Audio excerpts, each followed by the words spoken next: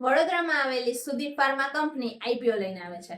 કંપનીની શરૂઆત 1989 માં થઈ હતી અને કંપની ફાર્માસ્યુટિકલ એક્સિપિયન્ટ્સ, ન્યુટ્રિશન ઇન્ગ્રેડિયન્ટ્સ અને ફૂડ ગ્રેડ મિનરલ્સ જેવા કે calcium, iron, zinc, potassium, magnesium અને સોડિયમનું મેન્યુફેક્ચરિંગ કરે છે.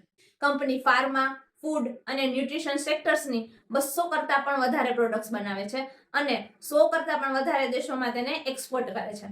સાથે સાથે કંપની પાસે 50,000 મેટ્રિક ટન ધરાવતી 6 મેન્યુફેક્ચરિંગ ફેસિલિટીઝ છે અને કંપનીએ 2020માં સુદીપ ન્યુટ્રિશન પ્રાઇવેટ લિમિટેડ નામના નવા વેન્ચરની પણ શરૂઆત કરી છે. હવે વાત કરીએ આઈપીઓની. તો આઈપીઓ ઓપન થાય છે 21 નવેમ્બરના અને ક્લોઝ થાય છે 25 નવેમ્બરના.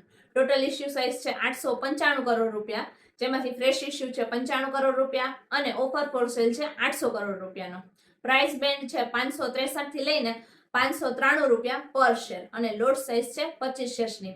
ટેન્ટેટિવ અલોટમેન્ટ ડેટ છે 26 નવેમ્બર અને લિસ્ટિંગ ડેટ છે 28 નવેમ્બર. જો વાત કરીએ કંપનીની સ્ટ્રેન્થની, તો કંપની પાસે એક સ્ટ્રોંગ R&D ટીમ છે.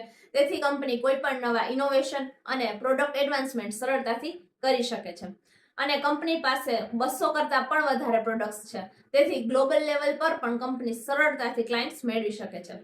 સાથે સાથે કંપનીની ફાઇનાન્શિયલ કન્ડિશન પણ સારી છે. છેલ્લા 1 વર્ષમાં કંપનીના પ્રોફિટ અને રેવન્યુ બંનેમાં વધારો થયો છે.